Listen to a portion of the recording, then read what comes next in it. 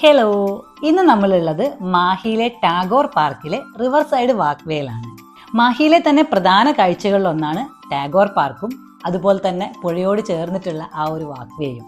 മാഹിയിലെത്തുന്ന സഞ്ചാരികളിൽ അധികവും വിശ്രമിക്കാനും അതുപോലെ തന്നെ കാഴ്ചകളൊക്കെ കാണാനായിട്ട് എത്തുന്ന ഒരു സ്ഥലമാണ് ഈ ഒരു പാർക്ക്. നമ്മൾ ദൂരത്തുനിന്ന് വരുന്ന ആൾക്കാർ മാത്രമല്ല കേട്ടോ, ഇവിടെയുള്ള ആൾക്കാരും വൈകുന്നേരങ്ങളൊക്കെ ആകുമ്പോൾ പ്രദേശത്തുള്ള ആൾക്കാരൊക്കെ വന്നിട്ട് ഇവിടെ സ്വസ്ഥമായിട്ടൊക്കെ ഇരിക്കും. വൈകുന്നേരത്തെ കടലിൻ്റെ ആ വ്യൂവും അതുപോലെ തന്നെ പുഴയൊക്കെ ആസ്വദിച്ച് ആ കാറ്റൊക്കെ കൊണ്ട് അങ്ങനെ ഇരിക്കാൻ വേണ്ടിയിട്ട് ഒരുപാട് ആൾക്കാർ വരുന്നുണ്ട് ഇവിടെ. ചന്തുവിനാണെങ്കിൽ ആ വാക്ക് ഒക്കെ ഭയങ്കര അങ്ങ് ഇഷ്ടപ്പെട്ടു. അവൻ കുറേ നേരം അതിലേക്ക് നടന്ന് അങ്ങോട്ടും ഇങ്ങോട്ടും നടന്ന്, പിന്നെ അവിടെ കുറേ ബോട്ടുകളൊക്കെ നിർത്തിയിട്ടുണ്ടായിരുന്നു, അതൊക്കെ കണ്ടു. പിന്നെ ഇരിക്കുന്ന സ്ഥലത്തൊക്കെ കുറച്ച് നേരം ഇരുന്ന്, പിന്നെ കൺട്രോൾ ചെയ്യാൻ കുറച്ച് ബുദ്ധിമുട്ടായിരുന്നു. കുറച്ച് ഏരിയ അധികം ഉണ്ടല്ലോ നടക്കാനൊക്കെ ആയിട്ട്. അപ്പം അവൻ്റെ ഇഷ്ടത്തിന് അങ്ങനെ ഓടുക, മെയിനായിട്ട് അവൻ്റെ പുറകെ ഓടുക, അതൊക്കെയായിരുന്നു ആദ്യം നമ്മുടെ ഒരു കാര്യങ്ങൾ. പിന്നെ കുറച്ച് കഴിഞ്ഞിട്ട് അവനെ ഒന്ന് നമ്മൾ മാനേജ് ചെയ്ത് കയ്യിലെടുത്ത് കുറച്ച് ഫോട്ടോസൊക്കെ എടുക്കാൻ നോക്കി ചന്തു. പക്ഷേ ഫോട്ടോ അവന് ഇഷ്ടമല്ലാത്തതുകൊണ്ട് അവൻ കാര്യമായിട്ട് അങ്ങനെ ഒന്നും നിൽക്കുന്നുണ്ടായിരുന്നില്ല. പിന്നെ നമ്മൾ നോക്കിയപ്പം പുഴയോട് ചേർന്നിട്ടുള്ള ആ ഒരു ലൈറ്റിൻ്റെ തൂണുകളും അതുപോലെ തന്നെ മാഹി പാലത്തിൻ്റെയൊക്കെ ബാക്ക്ഗ്രൗണ്ടൊക്കെ വന്നിട്ട് നല്ല ഫോട്ടോസൊക്കെ എടുക്കാൻ വേണ്ടിയിട്ട് ഹാൻഡ് റെയിലിൻ്റെ അവിടെയൊക്കെ നിന്ന് നല്ല ഒരു ലൊക്കേഷനാണ്. അപ്പം നമ്മൾ കുറച്ച് ഫോട്ടോസൊക്കെ എടുക്കുന്ന തിരക്കിലൊക്കെ ആയിരുന്നു. നമുക്കറിയാം, കേരളത്തിനകത്തുള്ള ഒരു കേന്ദ്രഭരണ പ്രദേശമാണ് മാഹി. അതുകൊണ്ട് തന്നെ നമ്മൾ മലയാളികൾ മറ്റു പല കാര്യങ്ങൾക്കുമാണ് മാഹിയെ ഡിപ്പെൻഡ് ചെയ്യുന്നത്. ലിക്കറും അതുപോലെ തന്നെ പെട്രോളും കുറച്ച് വില കുറച്ച് കിട്ടും എന്നതിനപ്പുറത്തേക്ക് നമുക്ക് ആസ്വദിക്കാൻ വളരെ മനോഹരമായ മറ്റു പല കാര്യങ്ങളും കൂടെ മാഹിയിലുണ്ട്. ഒന്ന് രണ്ട് പാർക്കുകളൊക്കെ അടക്കം ചില ടൂറിസ്റ്റ് സ്പോട്ടുകളൊക്കെ ആയിട്ട് നമുക്കൊന്ന് വന്ന് എൻജോയ് ചെയ്ത് പോകാൻ പറ്റുന്ന ഒരു ലൊക്കേഷനാണ് മാഹി. ഒരു ഹാഫ് ഡേ ഉണ്ടെങ്കിൽ തന്നെ അത്യാവശ്യം നന്നായിട്ട് നമുക്ക് മാഹി ഒന്ന് എക്സ്പ്ലോർ ചെയ്യാം. പിന്നെ നമ്മൾ കുറച്ചധികം നന്നായിട്ട് മാഹി അറിയാനും അതുപോലെ തന്നെ ഇരുന്നൊന്ന് ആസ്വദിക്കാനൊക്കെ ആണെന്നുണ്ടെങ്കിൽ ഒരു 1 ഡേ ഇനഫാണ്. പിന്നെ അത്യാവശ്യം കുറച്ച് സ്റ്റേ ലൊക്കേഷനുകളൊക്കെ ഇവിടെ ഉണ്ടെന്നാണ് കേട്ടത്. നമ്മൾ മാഹിയിൽ സ്റ്റേ ചെയ്തിട്ടുണ്ടായിരുന്നില്ല.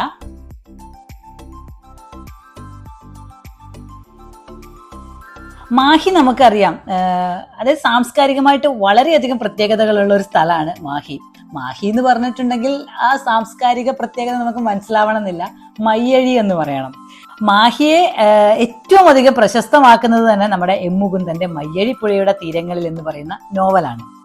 മയ്യഴിയിലെ സ്വാതന്ത്ര്യ സമര സേനാനികളുടെ ഓർമ്മയ്ക്കായുള്ള ഒരു സ്മാരകവും നമുക്ക് ഈ പാർക്കിനകത്ത് കാണാൻ സാധിക്കും. ഈ പാർക്കിൽ വന്നു കഴിഞ്ഞിട്ടുണ്ടെങ്കിൽ ഈ നോവലിലെ കഥാപാത്രങ്ങളും അതുപോലെ തന്നെ ഓരോ കഥാസന്ദർഭങ്ങളും ഒക്കെ ഇവിടെ ചിത്രരൂപത്തിൽ ചുമരിൽ ഇങ്ങനെ ചെയ്തു വെച്ചിട്ടുണ്ട് അവർ.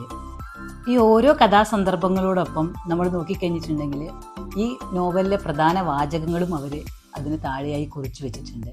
അതെനിക്ക് വളരെ മനോഹരമായിട്ടുള്ളൊരു കാഴ്ചയായിട്ടാണ് ആ പാർക്കിൽ തോന്നിയത്. പാർക്കിലേക്ക് കടന്നു കഴിഞ്ഞിട്ട് നമ്മൾ ഈ നടപ്പാതയിലൂടെ അങ്ങനെ നടന്ന് ഇടതുഭാഗത്തേക്ക് പോവുകയാണെങ്കിൽ നമ്മൾ പുഴയെ ആസ്വദിച്ച് അങ്ങനെ നടന്ന് ചെന്ന് കുറച്ച് കഴിയുമ്പോൾ പിന്നെ നമ്മൾ കടലിനെ ആസ്വദിച്ചാണ് നമ്മുടെ നടപ്പാത നീണ്ടു മുന്നോട്ട് പോകുന്നത്. അങ്ങനെ പോകുന്ന സമയത്ത് ലെഫ്റ്റ് സൈഡിലായിട്ട് ഈ മതിലിൽ വളരെ മനോഹരമായിട്ട് പെയിൻറ്റിങ്ങുകളൊക്കെ ചെയ്തു വെച്ചിരിക്കുന്നത് നമുക്ക് കാണാൻ സാധിക്കും. അത് കുറേയൊക്കെ നമ്മുടെ ഹിസ്റ്ററിയും അതുപോലെ തന്നെ കേരളത്തിൻ്റെ തനതായ കലാരൂപങ്ങളെയും ഒക്കെ അവരവിടെ ചിത്രരൂപത്തിൽ ചെയ്തു വെച്ചിട്ടുണ്ട് പെയിൻറ്റിങ് ആയിട്ട്. അത് മുന്നേ ചെയ്തിരുന്ന പെയിൻറ്റിങ്ങുകളൊക്കെ കുറേ കളറ് പോയിട്ടുണ്ട്. ഇപ്പം നമ്മളവിടെ ചെന്നിരിക്കുന്ന സമയത്ത് കുറച്ച് കലാകാരന്മാർ അത് റീപെയിൻറ്റ് ചെയ്യുന്നുണ്ട്. അങ്ങനെ ഒരു കാഴ്ചയും നമുക്കവിടെ കാണാൻ സാധിക്കും.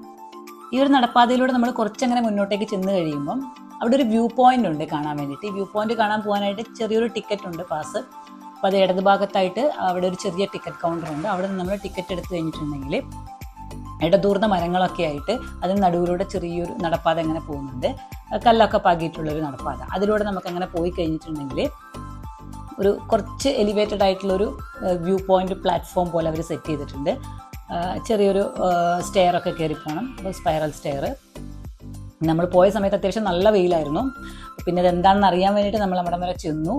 നമ്മളതിന് മുകളിൽ കയറി. അടിപൊളിയാണ്. വൈകുന്നേരങ്ങളിലൊക്കെ വന്നു കഴിഞ്ഞിട്ടുണ്ടെങ്കിൽ ഇവിടുന്ന് നമ്മുടെ മാഹിയിൽ ആ ഒരു ബീച്ചിൻ്റെ വ്യൂവും കടലൊക്കെ നമുക്ക് ആസ്വദിക്കാൻ വേണ്ടിയിട്ട് അടിപൊളി വ്യൂ ആണ് ഇവിടുന്ന്.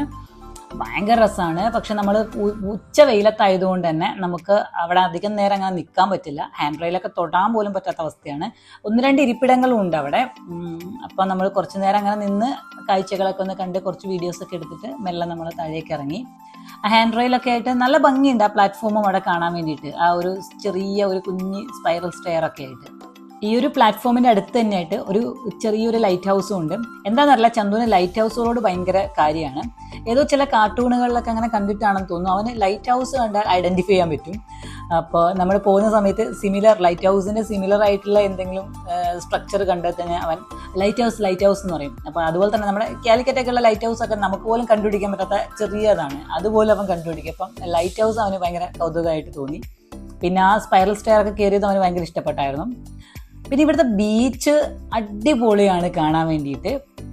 നട്ടുച്ചയ്ക്ക് പോലും നമ്മൾ വന്നിട്ട് ബീച്ചിൻ്റെ അവിടത്തേക്ക് വന്നിട്ട് ഭയങ്കര സൈലൻ്റ് ആയിട്ട്, വലിയ അഴുക്കുകളൊന്നുമില്ല, നല്ല ഒരു ഫീലാണ് അവിടെ ഇരിക്കാൻ വേണ്ടിയിട്ടൊക്കെ.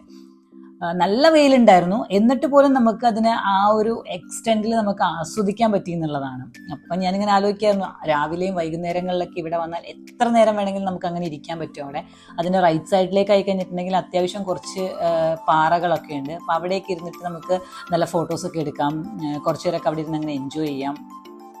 കുറച്ച് സൈലൻ്റ് ആണ്, ഒരു പ്രത്യേക ബീച്ചായിട്ട് എനിക്ക് ഫീൽ ചെയ്തത്. എങ്ങനെയാണെന്ന് പറഞ്ഞു തരാൻ അറിയില്ല, പക്ഷേ അടിപൊളിയാണ് അവിടെ. പിന്നെ അതുപോലെ തന്നെ നമ്മുടെ മാഹിയുടെ ഈ ഒരു ടാഗോർ പാർക്കിന് വെളിയിലേക്ക് ഇറങ്ങിക്കഴിഞ്ഞിട്ടുണ്ടെങ്കിൽ ഫ്രണ്ടിലുള്ള ആ റോഡും അതിനോട് ചേർന്നുള്ള കെട്ടിടങ്ങളൊക്കെ പഴയ ആ ഒരു ഫ്രഞ്ച് നിർമ്മാണത്തിൻ്റെയൊക്കെ രീതികളൊക്കെ ഓർമ്മപ്പെടുത്തുന്ന കുറച്ച് കെട്ടിടങ്ങളൊക്കെ അവിടെയുണ്ട്. തൊട്ടടുത്തടുത്തായിട്ടുള്ള പഴയ കെട്ടിടങ്ങളൊക്കെ. മാഹിയിൽ പോകണമെന്ന് അത്ര വലിയ ആഗ്രഹമൊന്നും ഉണ്ടായിരുന്നില്ല, പക്ഷെ മയ്യഴി അറിഞ്ഞപ്പോൾ തൊട്ട് മയ്യഴി എപ്പോഴെങ്കിലും ഒരിക്കലൊന്ന് പോയി കാണണമെന്ന് ഭയങ്കര ഒരു ആഗ്രഹം ഉണ്ടായിരുന്നു മനസ്സിൽ.